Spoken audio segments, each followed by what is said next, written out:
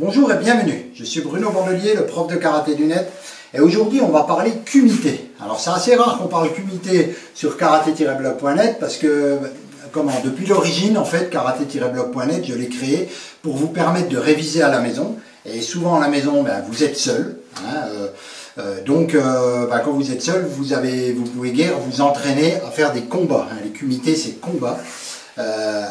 En fait, kumité, ça veut dire échange de mains. Voilà, c'est quand on échange ses mains.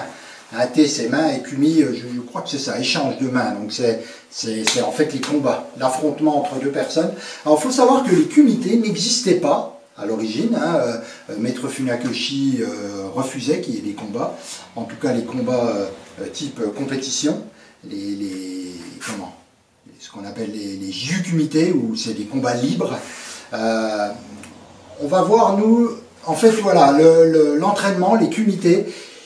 On a plusieurs types de combats. Vous avez le combat conventionnel, qu'on appelle les Kion kumité, combats de base, qui en fait vont permettre de travailler de travailler avec un partenaire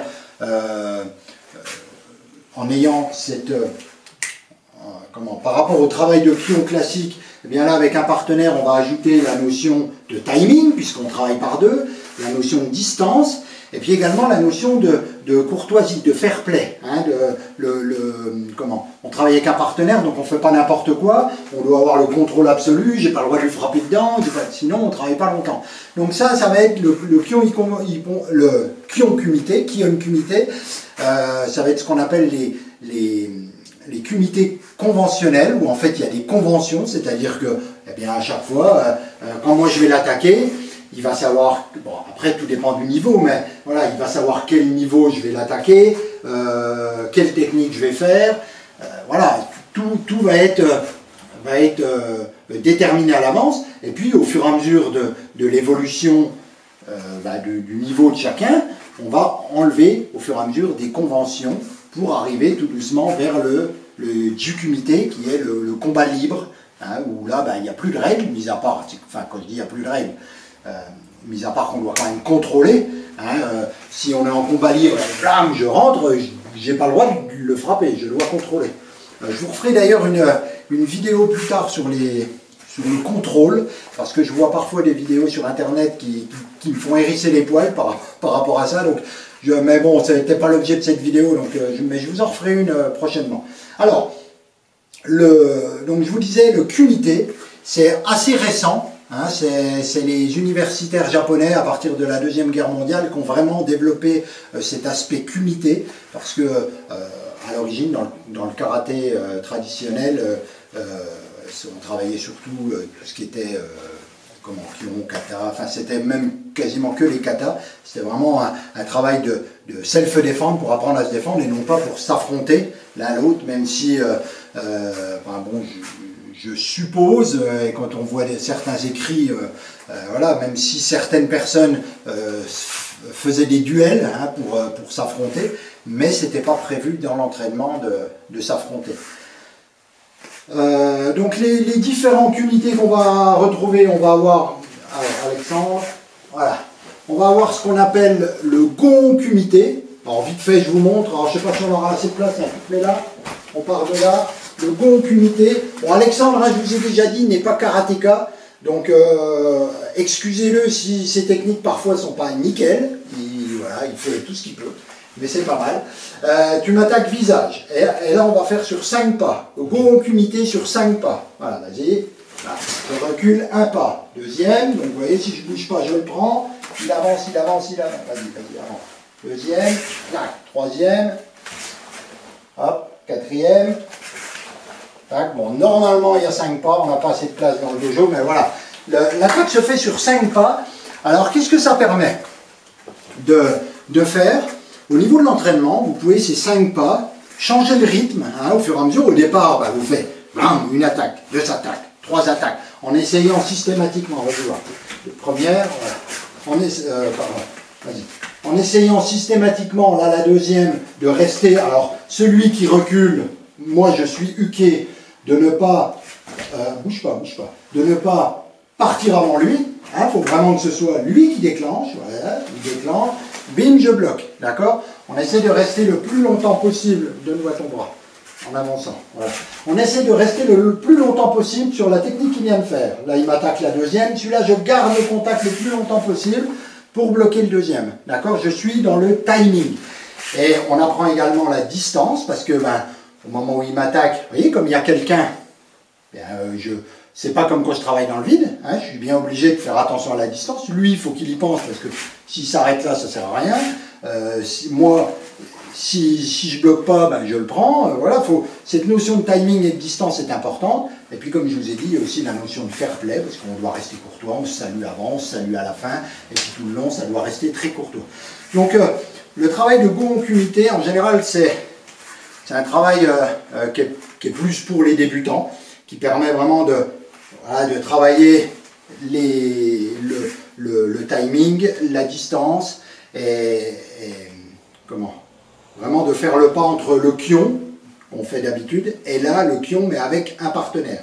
Alors, au fur et à mesure, on peut, ce travail de Go en kumité, accélérer, aller de plus en plus vite, changer le rythme, par exemple, 1, 2, 3, 4, ou 1, 2, 3, 4, ou 1, 2, 3, 4, 5, vous voyez, donc à la fin, deux personnes bien entraînées, à un certain niveau, peuvent, ils font les 5 techniques, et la dernière technique, je ne vous ai pas montré parce que tout à l'heure on n'a pas pu, alors quand on arrive à la 5e technique, voilà, tu m'attaques, bam, Uke fait un contre. Alors le contre, si par exemple je suis là j'ai beaucoup reculé, j'ai même trop reculé, il faut essayer de rester sur le partenaire. Là, si je fais ça, c'est pas bon. Il faut vraiment, bam, que je revienne. Hein. D'accord? Donc là, la notion de distance est vraiment importante. Si de là, je fais ça, là, je ne le touche pas. De là, bim, je dois m'adapter à ma distance. Là, j'ai reculé un peu trop par rapport à lui. Ben, si je veux le contrer, il faut que je vienne. L'idéal aurait été, recommence le dernier, là. Voilà, l'idéal aurait été que je recule un peu moins, de manière à être sur lui. Ok? Donc tout ça, ça se travaille par deux, la notion de timing et de distance, et on travaille sur 5 pas. Ensuite, vous allez avoir le sambon kumité, qui va être sur 3 pas, c'est exactement la même chose, mais sur 3 pas, donc là on devrait pouvoir le faire, vous voyez, sur 3 pas, donc tu m'attaques, 1, 2, 3, et 4 je contre, d'accord? Donc au fur et à mesure, de la même manière, au fur et à mesure qu'on va évoluer dans l'apprentissage, qu'on va monter en niveau, qu'on va devenir de plus en plus, qu'on va maîtriser de mieux en mieux ce type de travail, on va pouvoir accélérer, changer le rythme, rajouter des techniques. Là, on a fait vraiment technique de base, Oitsuki, Jodan Nageuke. Après, on peut aussi imaginer que Tori a fait Maegeri, fait une fois Maegeri, une fois Oitsuki. Vous voyez, on peut changer. Et puis, Uke doit s'adapter, doit adapter ses techniques de défense. En général, ces travails-là, Goon et Sambon kumité, les règles sont bien fixées par le professeur. D'accord? Donc vous, si vous voulez travailler chez vous, bon, il vous faut un partenaire. Alors, je vous referai des vidéos pour vous expliquer aussi comment travailler tout seul, ce genre de travail, même si on n'a pas tout, mais on peut quand même travailler un peu seul. Mais, je suis perdu du coup. Mince. Bon, on coupera là. Hein. Bouge pas. Attends, je viens de dire quoi? On peut travailler seul. Oui, non, on peut travailler seul, mais avant, je parlais de... Oh, mince.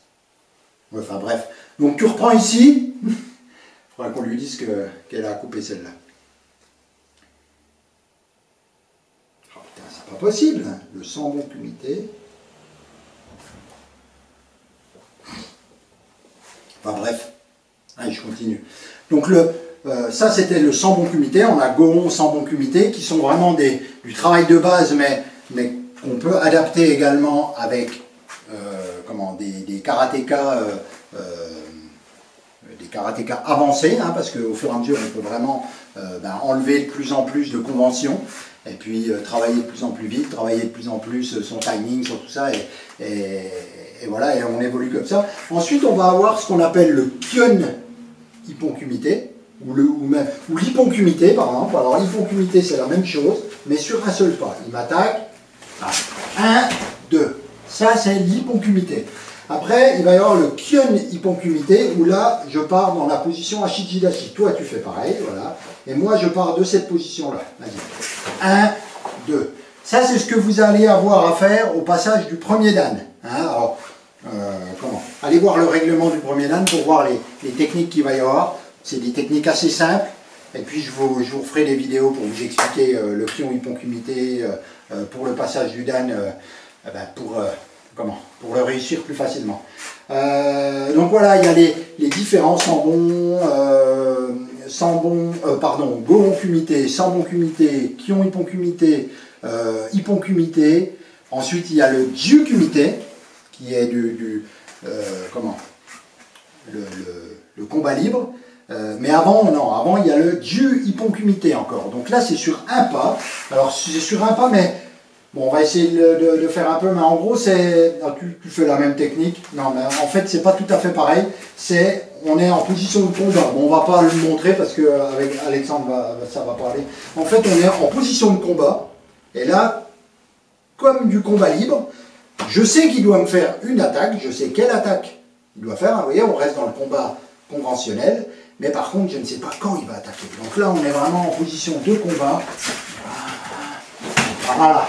Et là, il attaque et je contre. D'accord? Donc ça peut...